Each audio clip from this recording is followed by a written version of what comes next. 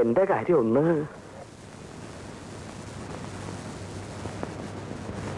സാറിനെ കാണാൻ ഒരാൾ വന്ന് നിൽക്കുന്നു. വരാൻ പറയൂ. അധികല്ലേ?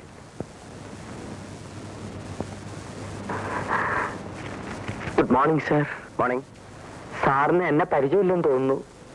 പരിചയപ്പെടേണ്ട കാര്യം എന്തെങ്കിലും ഉണ്ടായിട്ടുണ്ടോ? സാർ എന്നെ ഒന്ന് രക്ഷിക്കണം. അതിന് നിങ്ങളെ ഞാൻ ശിക്ഷിച്ചില്ലല്ലോ. തൊട്ട കൈ കൊടുക്കാണല്ലോ സാർ. Please help me. നിങ്ങൾക്ക് എന്താ പറയാനുള്ളത്? എന്റെ പേര് സുഗുണേന്ദ്രൻ. പക്ഷെ ഒരു ഗുണമില്ല സാർ. BSc ജയിച്ചവന്. വേറെ എന്തുകൊണ്ട് വിശേഷം? വേറെ ഒരുപാട് വിശേഷങ്ങളുണ്ട് സാർ. 5 സഹോദരിമാരുണ്ട്. അമ്മയ്ക്ക് വാദം, അച്ഛൻ വേറെ പെണ്ണ് കെട്ടി സാർ. നിങ്ങൾ വന്ന എന്തിനാണെന്ന് പറയൂ. സാറ് ചൂടാകരുത്. വേറെ ഒരു മാർഗവും ഇല്ലാത്തോണ്ട് വന്നാണ്. സാർ എനിക്ക് എന്തെങ്കിലും ഒരു ജോലി ഉണ്ടാക്കി തരണം. ഇത് സർക്കാർ ഓഫീസാണ്. ഇവിടെ ജോലി വേണമെങ്കിൽ PSCയുടെ നിയമനം വേണം. അതെനിക്കറിയാം സാർ. PSCയുടെ ടെസ്റ്റ് എഴുതി ഞാൻ മടുത്തു. ഇനി സാറ് വിചാരിച്ചാൽ എനിക്കൊരു ജോലി ഉണ്ടാക്കി തരാൻ കഴിയും. അതെങ്ങനെ? വലിയ വലിയ കോൺട്രാക്ടർമാർ പലരും ഇവിടെ വരാറില്ലേ? സാർ അവരുടെ നേരെ ഇങ്ങനെ ഒന്ന് വിരൽ അനക്കിയാൽ മതി, എനിക്കൊരു ജോലി കിട്ടിയിരിക്കും. ഞാൻ പറഞ്ഞാൽ അവർ ചിലപ്പോൾ നിങ്ങൾക്കൊരു ജോലി തന്നേക്കും. തൊഴുതുകൊണ്ട് തരും സാർ. പക്ഷേ ഞാൻ പറയില്ല. അതെന്താ സാർ? ഞാൻ പറഞ്ഞിട്ട് അവരെന്തെങ്കിലും ചെയ്താൽ അവർ പറയുന്ന എന്തെങ്കിലും ഞാൻ ചെയ്യേണ്ടി വരും. കോൺട്രാക്ടർമാരുമായി അങ്ങൊരു ബാധ്യത ഞാൻ ഇഷ്ടപ്പെടുന്നില്ല. മനസ്സിലായോ? പോണം. ഞാൻ വന്ന സമയം തെറ്റിപ്പോയി. അല്ലെങ്കിൽ സാർ ഇങ്ങനെ പറയില്ല. ഇങ്ങനെ പറയുന്ന ഒരാൾക്ക് ഇതുപോലൊരു മോഹം ഉണ്ടാവില്ല. Please get out. സാറിന്റെ മൂഡ് ശരിയല്ലെന്ന് തോന്നുന്നു. ഞാൻ പിന്നെ ഒന്ന് കണ്ടോളാം. കാണണമെന്നില്ല. പോണം പോണം. രാവിലെ ഓരോ ശല്യങ്ങൾ വലിഞ്ഞേറി വന്നോളും മനുഷ്യ മെനക്കെടുത്ത. സാർ എന്ത് വേണം?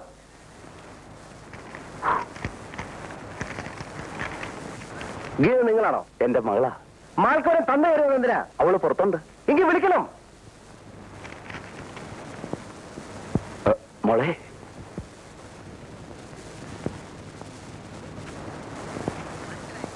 ഇരിക്കൂ. നിങ്ങൾ ഇരിക്കുന്നേ. സ്റ്റെനായിട്ട് ഇതിനു മുമ്പ് എവിടെയെങ്കിലും ജോലി നോക്കിയിട്ടുണ്ടോ? ഫ്രഷ് അപ്പോയിന്റ്മെന്റ് ആണ് സർ. മനസ്സിലായി. PSCയുടെ സെലക്ഷൻ കിട്ടുന്നതിന് മുമ്പ് വല്ല പ്രൈവറ്റ് കമ്പനികളിലും? അങ്ങനെയൊന്നും ഇല്ല സർ. അപ്പോൾ എനിക്കുള്ള തലവേദനയായിട്ട് വന്നിരിക്കുകയാണ്. ഇല്ല സർ, സാറിന് തലവേദന അറിയാം. എന്റെ മകളായതുകൊണ്ട് പറയാല്ലേ സർ. അവളെ നല്ല അടക്കത്തോടും ഒതുക്കത്തോടും അന്തസ്സോടും കൂടി തന്നെയാ ഞാൻ വളർത്തിയത്. അടക്കോ ഒതുക്കോ അന്തസ്സുള്ള ഒരു മകളല്ല ഇവിടെ ആവശ്യം. ജോലി അറിയാവുന്ന സ്റ്റെനോഗ്രാഫറാണ്. ഇന്ന് തന്നെ ജോയിൻ ചെയ്യല്ലേ? അതെ അതെ. നിങ്ങളോടല്ലേ ചോദിച്ചേ? ഇന്ന് തന്നെ ജോയിൻ ചെയ്യണം സർ.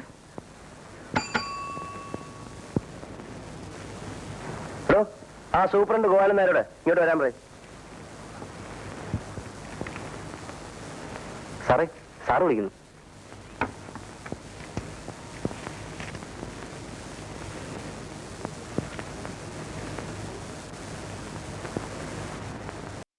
സാർ, പുതിയ അപ്പോയിന്റ്മെന്റ് ആണ്. Steno cum typist. അവരുടെ സീറ്റ് കാണിച്ചു കൊടുക്കാം. വരണം. എന്റെ പേര് പറഞ്ഞില്ലല്ലോ. അച്യുതൻ നായർ. കൊള്ളാം, ബെസ്റ്റ് പേര്. പോണം.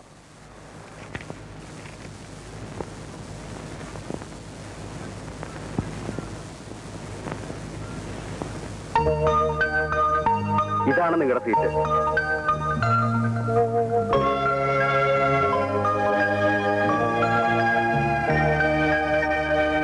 സാറിന്റെ കംപ്ലീഷൻ സർട്ടിഫിക്കറ്റ് കിട്ടിയില്ലെങ്കിൽ പേയ്മെന്റ് കിട്ടില്ല. എഗ്രിമെന്റ് സമ്മതിച്ചുള്ള പ്രകാരം പണിത് പൂർത്തിയാക്കുന്ന പാലത്തിന് മാത്രമേ ഞാൻ കംപ്ലീഷൻ സർട്ടിഫിക്കറ്റ് കൊടുക്കൂ. ഇതും അങ്ങനെ നടക്കൂ.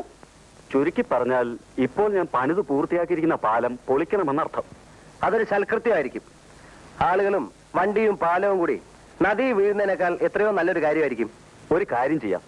ഇന്നിനി ഇതിനെക്കുറിച്ച് ഒന്നും ഇവിടെ വെച്ച് സംസാരിക്കണ്ട. ഇനി ഞാൻ സാറിന്റെ വീട്ടിലേക്ക് വരാം. അത് വേണോ? വേണം. ബുദ്ധിമുട്ടാവും? ഇല്ല സാർ. നിനക്കെന്താ ജോലി? പശുക്കറവയാ. ചുമ്മാതല്ല ചക്കൂറ്റി പോലിരിക്കുന്നത്. നീ? ഞാൻ പാചകക്കാരിയാ. നിങ്ങളോ? തോപ്പുകാരിയാന്നേ. നിങ്ങൾക്ക് എന്തിനാ ശമ്പളം മേടിക്കുന്നത്? ജോലി ചെയ്യാതെ ശമ്പളം മേടിക്കുന്നത് കുറ്റകരമാണ്. എന്ത് ജോലി ചെയ്താലും അതിൻ്റെതായ അടുക്കും ചിട്ടയും വെടുപ്പും കൂടിയേ തീരൂ. ഇതെന്താ അടുക്കളയോ പശുത്തൊഴുത്തോ? മനുഷ്യരുടെ ആരോഗ്യത്തെ ബാധിക്കുന്ന കാര്യമാണിത്. നിങ്ങൾ എന്തിനു കുറ്റം പറയുന്നു? ഇതൊക്കെ ശ്രദ്ധിക്കാൻ ഇവിടെ ആരെങ്കിലും വേണ്ടേ? പക്ഷെ ഞാനിതൊന്നും സമ്മതിച്ചു തരില്ല. ഓരോന്നും വെക്കേണ്ട അടുത്ത് വെച്ച് തറയും തുടച്ച് വൃത്തിയാക്കിയതിനു ശേഷം ഇനി ഇവിടെ ആഹാരം വെച്ചാ മതി. മനസ്സിലായോ? മനസ്സിലായോന്ന്? മനസ്സിലായേ. തുടങ്ങിക്കോ. വേഗം വേണം. ഞാൻ പോയിട്ട് വീണ്ടും വരും.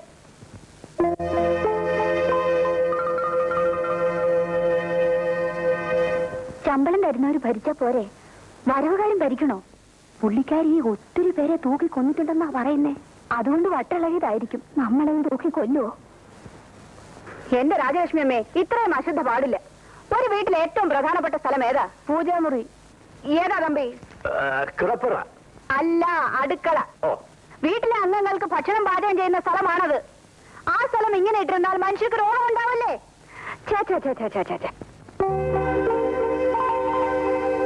തമ്പി, നിങ്ങളല്ലേ ഈ വീട്ടിലെ ഗ്രഹനാഥൻ? അതെ. പിന്നെന്താ നിങ്ങൾ ശ്രദ്ധിക്കാത്തത്? വല്ലപ്പോഴും കൂടെ നിങ്ങളൊന്ന് അടുക്കളയിൽ ചെന്ന് നോക്കണം. ഈ ദിവസവും 3 തവണ നോക്കിയേക്കാം. എല്ലാത്തിനും ഒരു മേൽനോട്ടം വേണം. അതില്ലാത്താണ് ഇവിടുത്തെ കുഴപ്പം. മനസ്സിലായോ? ഓ, മനസ്സിലായി. ഈ സ്ത്രീക്ക് എന്തിന്റെ സുഖടാ? അവരുടെ ചെറുപ്പത്തിൽ തന്നെ ഭർത്താവ് മരിച്ചുപോയില്ലേ രാജലക്ഷ്മി? അതുകൊണ്ടുള്ള സുഖക്കേടാ.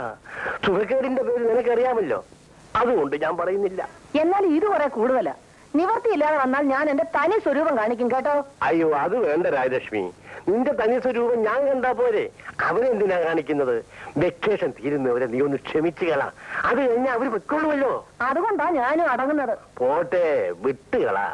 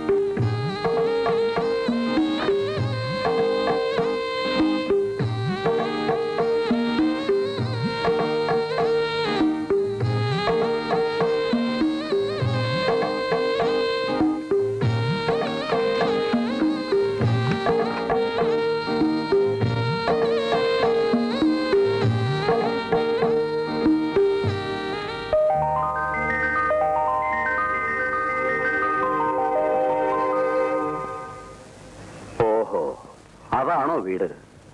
ഒരു വല്ലാത്ത സ്വഭാവം. ചെറുപ്പത്തിൻ്റെതാവും. അതെന്താ അങ്ങനെ പറഞ്ഞത്? നല്ല സ്നേഹമുള്ള പയ്യനാണല്ലോ, ഒരഹങ്കാരവുമില്ല. എന്തോ ഞങ്ങൾക്ക് അങ്ങനെ തോന്നിയില്ല. അതെന്തോ ആട്ടെ. ഒരു പാവപ്പെട്ട അധ്യാപകനെ കൊണ്ട് കഴിയാവുന്നത് പോലൊക്കെ ഇവളെ പഠിപ്പിച്ചു. എവിടെങ്കിലും കല്യാണം കഴിച്ച് അയക്കണമെന്നായിരുന്നു എന്റെ ആഗ്രഹം. ഇവൾക്കാണെങ്കിലോ ഉദ്യോഗം കിട്ടിയിട്ട് കല്യാണം മതിയെന്നാ. എന്നാ അങ്ങനെ ആകട്ടെ എന്ന് വെച്ചു. അതേതായാലും നന്നായി. ഉദ്യോഗമുള്ള പെൺകുട്ടികൾക്ക് നല്ല നല്ല കല്യാണ ആലോചനകൾ താനേ വന്നുകൊള്ളും. ചേച്ചി, ഇന്നുവരെ ഇവൾ എന്റെ കൂട്ടത്തിൽ നിന്ന് മാറി താമസിച്ചിട്ടില്ല. അമ്മയില്ലാത്ത ദുഃഖം അറിയിക്കാതെയാണ് ഇതുവരെ ഞാൻ വളർത്തിക്കൊണ്ടുവന്നത്. ഇപ്പൊ ഞാൻ ചേച്ചി ഏൽപ്പിച്ചിട്ട് പോവാണ്. അതിന് ഇത്രയുമൊക്കെ പറയണോ? എന്റെ സ്വന്തം സഹോദരന്റെ മകൾ എന്റെ മകളെ പോലെയല്ലേ? നീ ധൈര്യമായി പൊയ്ക്കോ, അവളെ ഞാൻ നോക്കിക്കോളാം. എന്നാ ഞാൻ ഇറങ്ങുകയാണ്. ഇപ്പോഴേ പോയാൽ ഇരുട്ടുന്നതിന് മുമ്പ് വീട്ടിലെത്താം. നാളെ പോയാ പോരേടാ. അയ്യോ, അത് പോരാ ചേച്ചി. പെൻഷൻ ആയെങ്കിലും വെറുതെ ഇരിക്കാൻ വയ്യ. കുറെ നല്ല വീടുകളിൽ ട്യൂഷനുണ്ട്. ഇന്ന് വരെ മുടക്കം വരുത്തിയിട്ടില്ല. അതുകൊണ്ട് എനിക്ക് പോണം ചേച്ചി. എങ്കിൽ പിന്നെ അങ്ങനെ ആയിക്കോട്ടെ. മോളെ, കൂടെ കൂടെ കത്തെഴുതാൻ മറക്കരുത്. അച്ഛൻ വീട്ടിലെത്തിയാൽ ഉടനെ കത്തെഴുതണം. അത് പിന്നെ പറയണോ? വരട്ടെ ചേച്ചി.